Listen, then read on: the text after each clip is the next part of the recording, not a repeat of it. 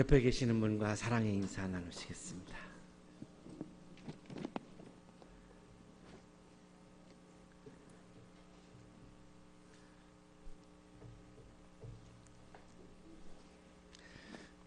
춘향가는 판소리 5마당 중에 가장 긴 판소리입니다. 수군가, 적벽가, 심청가, 흥부가, 춘향가를 판소리 5마당이라고 그러는데, 이 박동진 명창이 8시간을 완창을 해서 명동에서 있었는데요.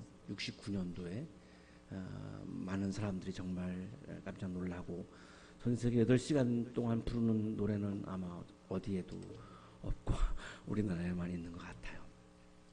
문학적으로나 음악적으로나 연극적으로나 아주 가장 예술성이 높은 것으로 이렇게 춘향가를 꼽습니다. 이여령 교수님이 이 춘향가 중에서 가장 아름다운 것을 십장가라고 그렇게 평가를 하고 있습니다. 변사또한테 춘향이가 이렇게 맞죠.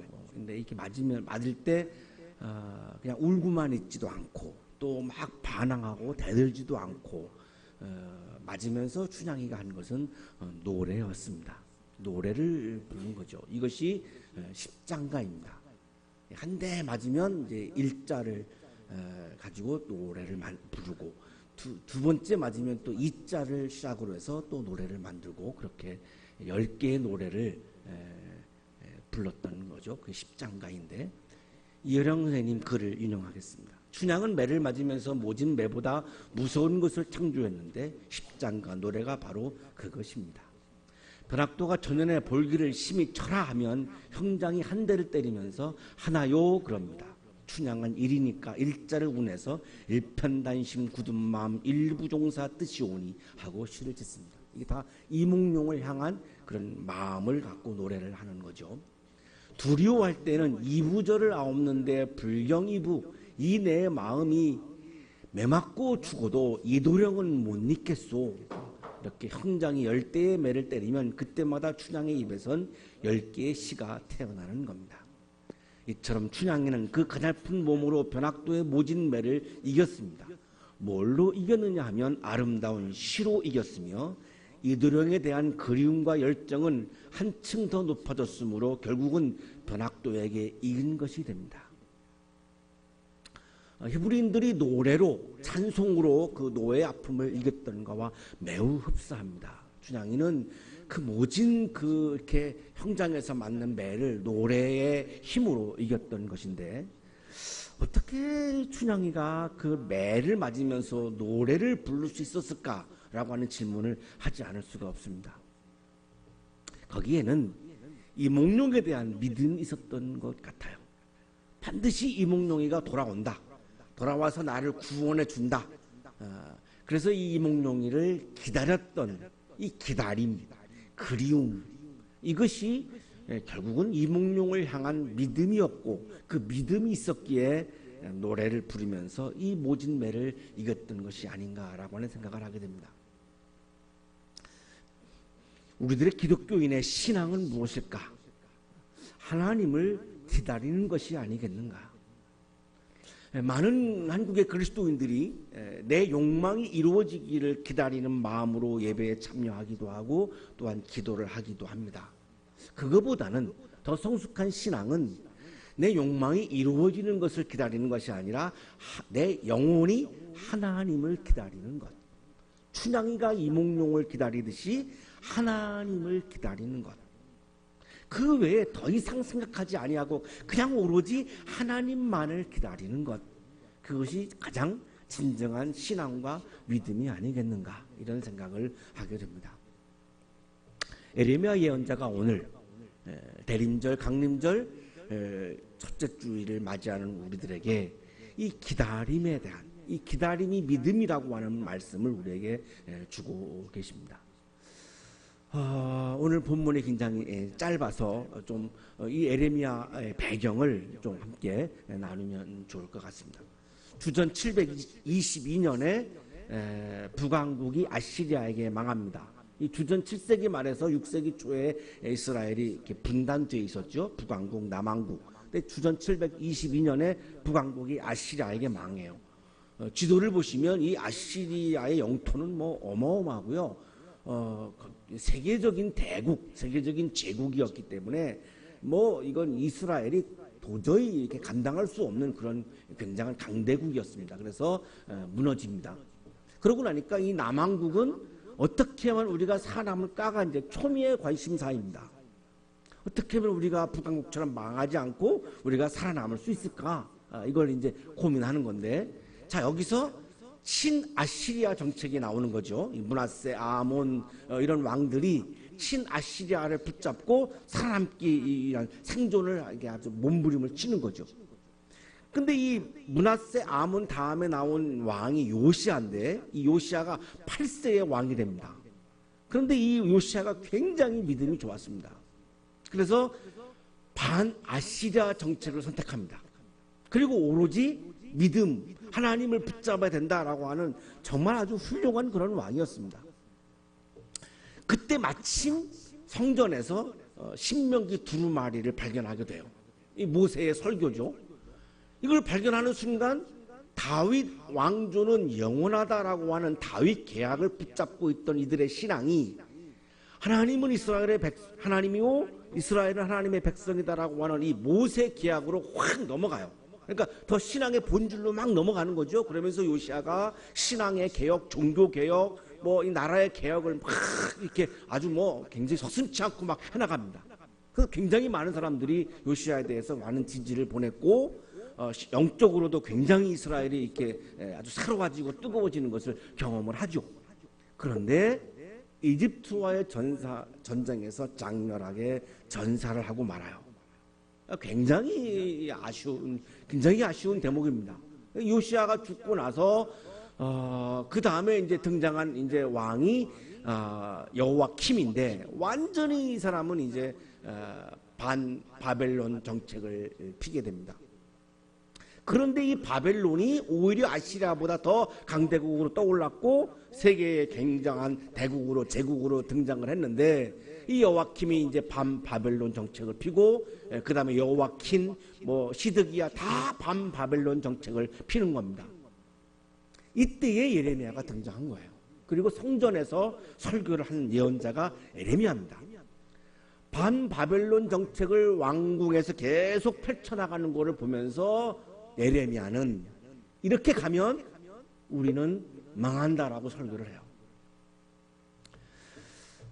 생각을 해보세요. 교회에서 목사가 우리나라는 망한다라고 이렇게 설교를 하는 것을 상상을 해보시면 굉장한 많은 뭐 저항이 있을 수밖에 없죠. 이 예레미야가 눈물을 흘리면서 설교를 해요. 우리가 망한다고. 왜 그랬냐면 예레미야는 바벨론의 왕을 하나님의 도구로 확신을 했습니다. 많은 이스라엘 사람들은 바벨론이 하나님의 적이라고 보았지만 예레미야는 바벨론의 왕을, 느부갓네살 왕을 하나님의 도구로 본 거예요. 그래서 이렇게 설교한 거죠. 그때는 내가 유다의 성읍들과 예루살렘의 모든 거리에서 흥겨워하는 소리와 기뻐하는 소리, 즐거워하는 신랑 신부의 목소리를 사라지게 하겠다. 온 나라가 황무지로 바뀔 것이기 때문이다. 이게 예레미야의 설교예요.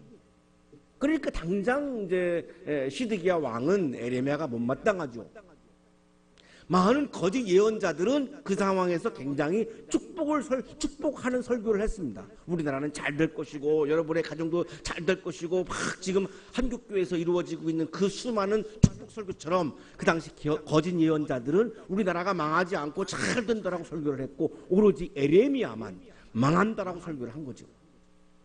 그러니 얼마나 많은 뭐 고난이 따라오겠습니까? 당장 뭐 왕궁으로부터 어마어마한 그런 탄압이 막 들어오기 시작을 했죠. 그러나 바벨론의 느부갓네살 왕을 예레미야는 하나님의 종으로 설교합니다. 지금 나는 이 모든 나라를 나의 종 바빌로니아 왕 느부갓네살의 손에 맡겼으며 들짐승도 그에게 맡겨서 그가 부리게 하였다라고 설교를 하는 거예요. 그러니까 나라에서 볼 때는 역적이죠. 당연히 역적이죠. 그래서 반역죄로 몰려서 투옥을 당합니다. 37장 16절에 나오죠. 오랫동안 그렇게 해서 감옥에 갇혀요, 예레미야가. 그러고 나서 587년 결국은 바빌론의 군대가 들어와서 예루살렘 성이 무너지고 예루살렘 성전이 무너집니다. 예레미야의 설교가 맞았습니다. 한 명의 설교가. 그 수많은 거짓 예언자들의 설교는 다 틀렸습니다.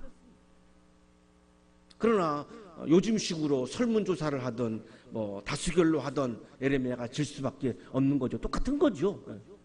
많은 사람들은 그렇게 얘기하는데 왜 너만 혼자서 그렇게 얘기하느냐라고 하는 그 어마어마한 탄압을 받았지만 예레미야는 분명히 하나님의 뜻과 하나님의 통치를 분명히 보았기 때문에 그렇게 설교하지 않을 수 없었던 것이죠. 예루살렘 성전이 무너지는 장면은 이렇습니다. 그리고 바벨로니아 왕은 시드기야의 두 눈을 뺀 다음에 쇠사슬로 묶어서 바빌론으로 끌고 가서 그가 죽는 날까지 감옥에 가두어 두었다. 바빌로니아 왕 느부갓네살 제19년 다섯째 10일에 바빌로니아 왕의 부왕인 근위대장 느부사라단이 예루살렘으로 왔다. 그는 주님의 성전과 왕궁과 예루살렘의 모든 건물, 곧 큰 건물은 모두 불태워버렸다. 그리고 시드기야 왕도 끌려가고 많은 히브리인들은 바벨론으로 포로로 노예로 끌려갑니다. 심판을 설교하던 예레미야가 이제 희망을 설교하기 시작합니다. 이스라엘 남왕국이 무너진 다음입니다. 바벨론의 포로가 된 다음에 이제 희망을 설교하기 시작합니다. 그것이 예레미야 30장에서 33장까지가 놀랍게도 계속 멸망을 설교하던 예레미야가 요 3장에서는 희망을 설교하는 그런 성경입니다. 31장 31절입니다. 그때가 오면 내가 이스라엘 가문과 유대 가문에 새 언약을 세우겠다. 나 주의 말이다. 여기서 가장 중요한 말씀이 그때가 오면입니다. 거짓 예언자들은 지금 우리나라가 흥한다라고 얘기했고 예레미야는 지금은 망한다. 지금은 무너진다. 그런데 그때가 오면 이것이 거짓 예언자와 예레미야가 다른 부분입니다. 거짓 예언자들은 지금 흥한다 그랬고 예레미야는 지금은 망한다. 그런데 그 때가 오면 이 그때는 카이로스 하나님의 때죠. 하나님이 개입하는 시간이 오면 하나님이 활동하는 시간이 오면 하나님이 이스라엘에 개입하는 시간이 오면 그때가 오면 새로운 언약을 맺게 된다. 이 새 언약이 또 중요한 단어인데요. 자, 이스라엘에서는 다윗 왕조는 영원하다라고 하는 다윗 계약과 시내산에서 모세가 받았던 그런 모세 계약, 이스라엘은 하나님의 백성이요 하나님은 이스라엘의 하나님이다라고 하는 이 모세 계약과 다윗 계약 갖고 굉장한 이런 갈등을 벌이고 있던 거죠. 영적으로 어떤 계약이 더 옳으냐라고 하는 계약, 이렇게 영적인 갈등을 벌이고 있을 때 예레미야는 제3의 계약을 얘기하는 거예요. 이것이 바로 새 언약입니다. 이 새 언약은 돌판에 새겨지는 언약도 아니고 다윗 왕조에게 주신 그러한 언약도 아니고 이 버릿이라고 하는 새 언약은 마음에 새겨지는 계약이라고 예레미야가 이야기합니다. 한 사람 한 사람 마음판에 새겨주는 계약이라는 겁니다. 돌판에 새겨졌던 계약은 이스라엘이 저버렸기 때문에 다 없어졌습니다. 무효화됐습니다. 자, 왕조에 새겨진 계약은 이스라엘 왕조가 다윗 왕조가 무너지면서 그건 다 벌써 무효화돼 버리고 말았습니다. 남아있는 계약이 없는 거죠. 이때 예레미야가 이야기한 계약이 새 계약, 각자의 마음판에 새겨지는 계약입니다. 클레멘츠라고 하는 성서학자는 이것을 이렇게 설명합니다. 비록 영이라는 말이 사용되지 않았지만 마음에 새겨진 율법이라는 표현의 함의는 확실하다. 하나님의 영이 사람들의 심장을 움직여 하나님의 율법에 복종할 수 있도록 할 것이다. 이것이 바로 성령께서 우리 마음판에 새겨주는 새로운 언약인 것이죠. 이건 오늘날에도 유효한 거죠. 내 마음판에 하나님의 말씀이 새겨지지 아니하면, 내 마음판에 하나님의 말씀을 채우지 아니하면, 내 마음판에 돌판에 하나님의 말씀이 막 새겨지는 것처럼 내 마음판에 말씀이 새겨지지 아니하면 억지로 내가 말씀을 실천할 수 없는 것이죠. 내가 말씀을 실천하려면 내 마음판의 말씀을 새기는 것 외에는 다른 방법이 없는 거죠. 이것을 우리가 그동안 계속해서 하나님의 소리 계속 우리가 지금 말씀을 읽어왔던 것이고, 이번에 영성 목사님들의 영성 세미나에서도 하나님을 만나는 통로라고 하는 걸 가지고 고민했던 이유가 이것입니다. 내 마음판에 말씀을 새기지 않고는 하나님을 만날 수 있는 방법이 없는 것이죠. 에레미야가 눈물로 설교했던 것이 바로 이것입니다. 왜 우리가 우리의 마음판에 말씀을 새기지 못하고 채우지 못했는가? 그래서 우리는 지금 망할 수밖에 없는 것이다.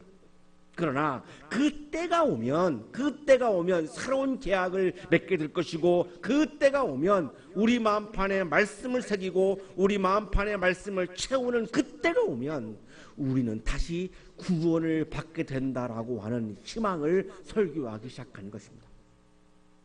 자, 오늘의 성서 일과가 바로 희망의 설교 33장 마지막 쪽에 있는 바로 본문입니다. 나 주의 말이다.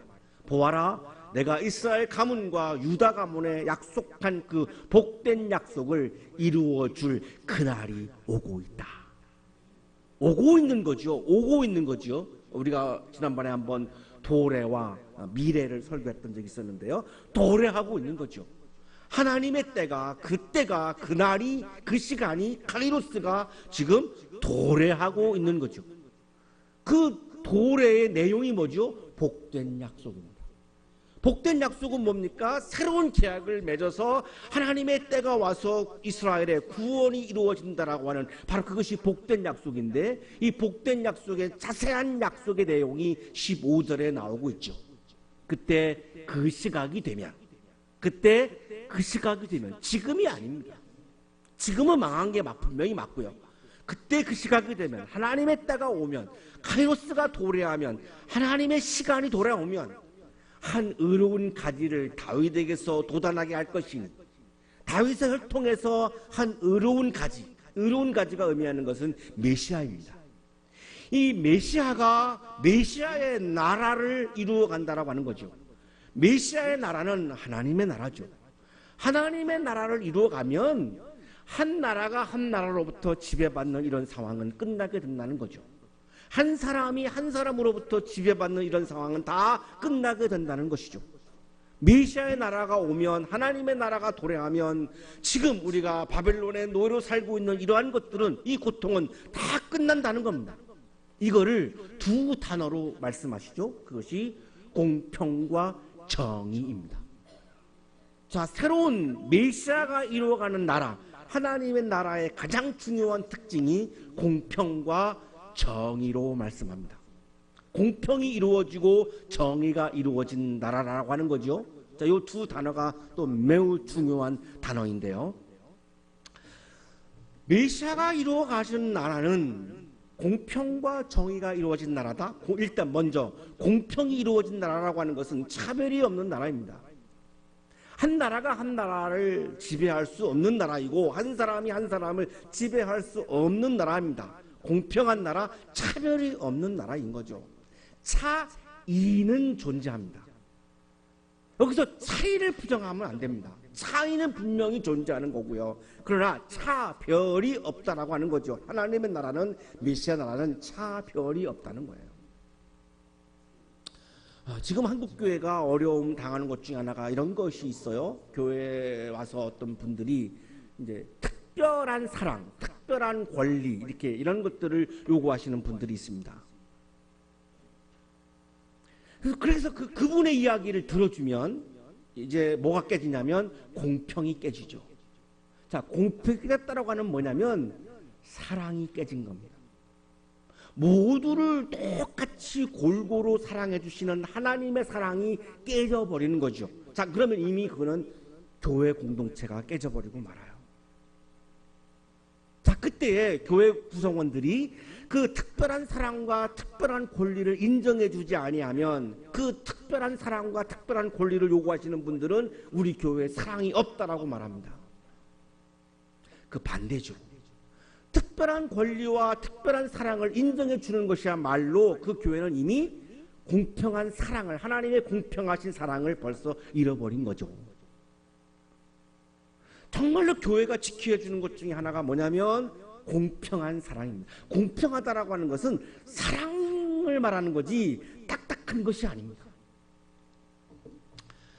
이 공평과 정의가 왜 중요하냐면 하나님께서 다윗 왕조를 허락하시면서 다윗 왕가에게 가장 강조하셨던 덕목이, 통치의 덕목이 뭐냐면 공평과 정의입니다.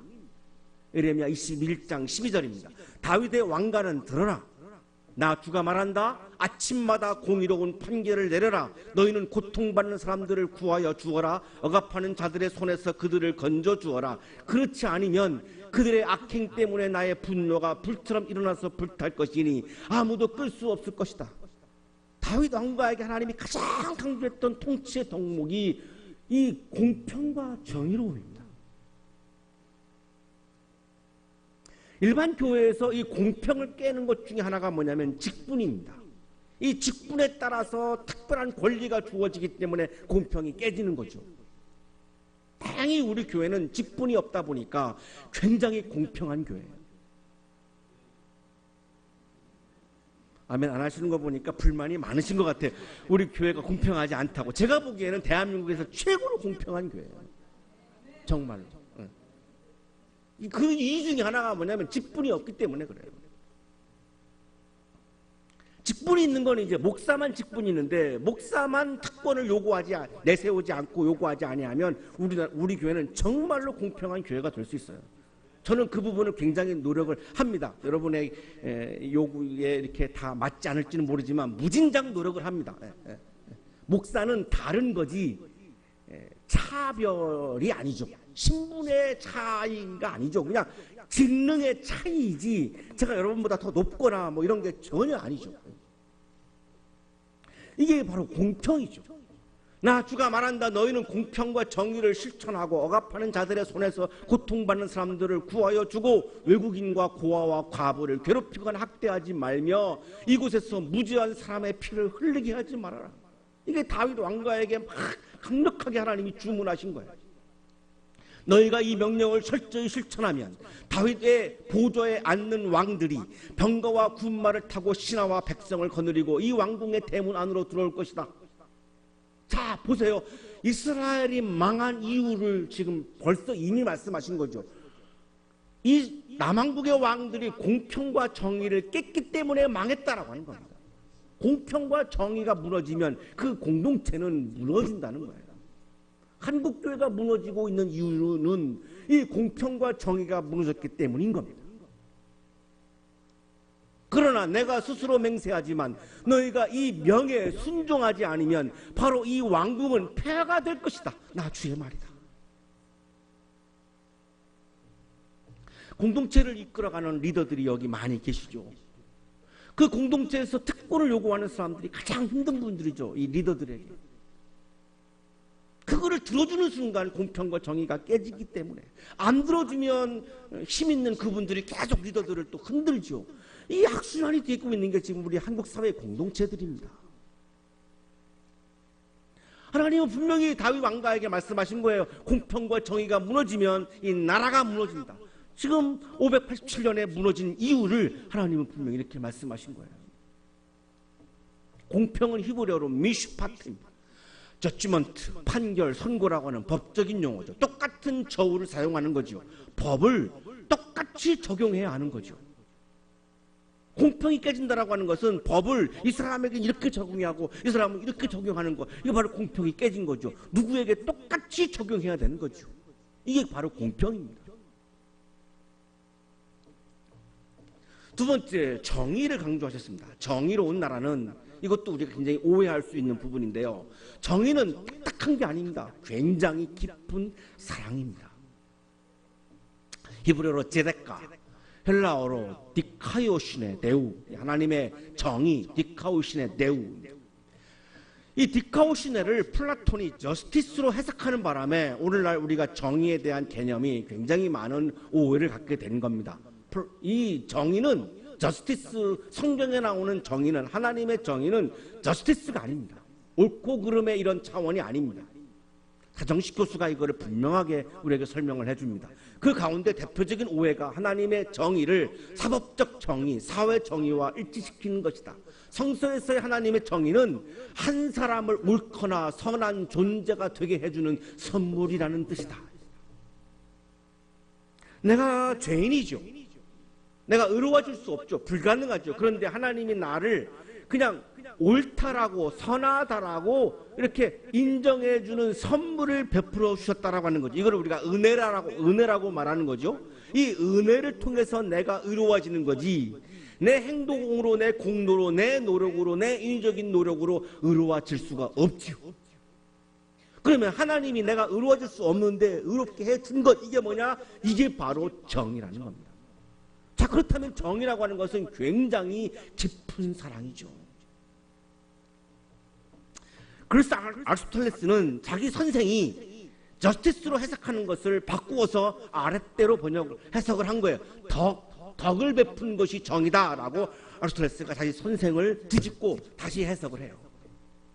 하나님의 정의를 가장 분명하게 우리에게 보여주고 있는 것이 레위기 19장 9절 10절입니다. 이게 바로 정의입니다.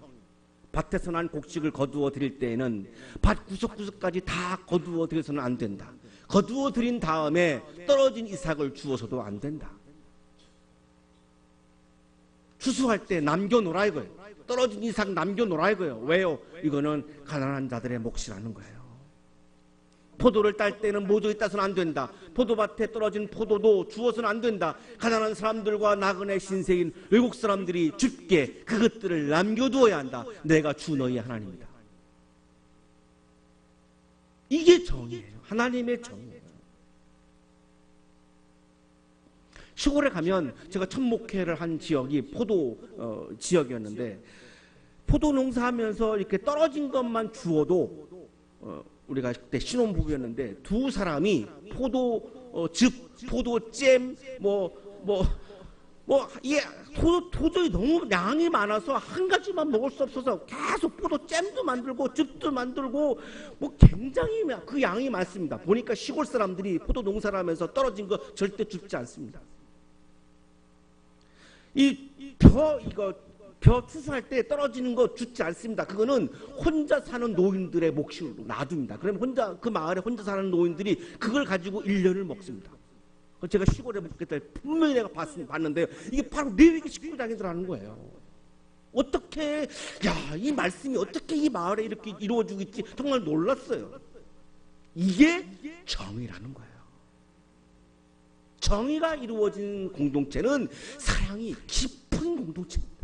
왜? 진정한 정의는 약자를 살려주고 약자를 돌보아 주는 것이 진정한 정의이기 때문에 그렇습니다.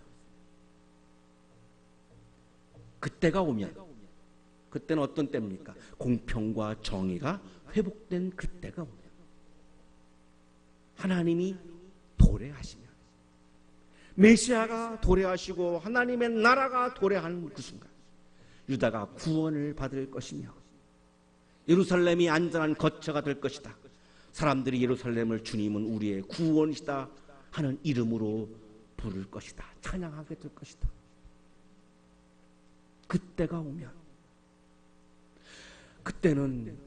그때는 누구에 의해서 오는 때입니까? 철저히 전적으로 하나님에 의해서 오는 때입니다. 그렇다면 정말로 우리가 구원을 갈망한다면 우리가 해야 하는 것은 무엇입니까? 우리가 기다려야 하는 것은 무엇입니까? 그 때도 아닙니다. 나의 나라도 아닙니다. 심지어는 하나님의 나라도 아닙니다. 우리가 진심으로 기다려야 되는 것은 그 나라를 가지고 오시는, 공평과 정의를 가지고 오시는, 구원의 나라를 가지고 오시는 하나님, 그분 그 자체, 하나님 자체만을 내 영혼이 깊이 기다려야 하는 것이죠. 그것이 신앙입니다.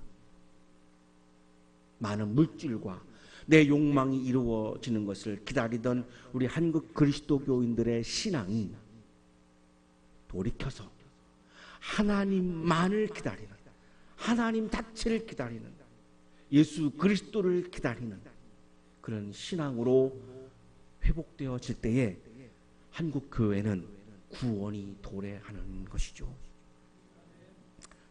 강림절, 대림절 4주 동안 여러분 영혼 깊은 곳에서 다른 거 말고 그냥 오로지 하나님만을 기다리는 영적인 절기가 되시기를 축복합니다.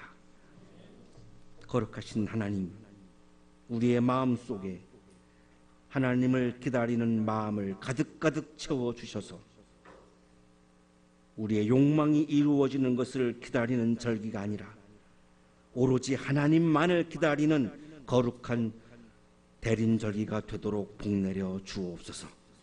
성탄절 아침 하나님만을 기다리는 우리의 마음속에 주님 찾아오셔서 예수 그리스도를 만나는 축제의 절기가 되도록 복내려 주옵소서.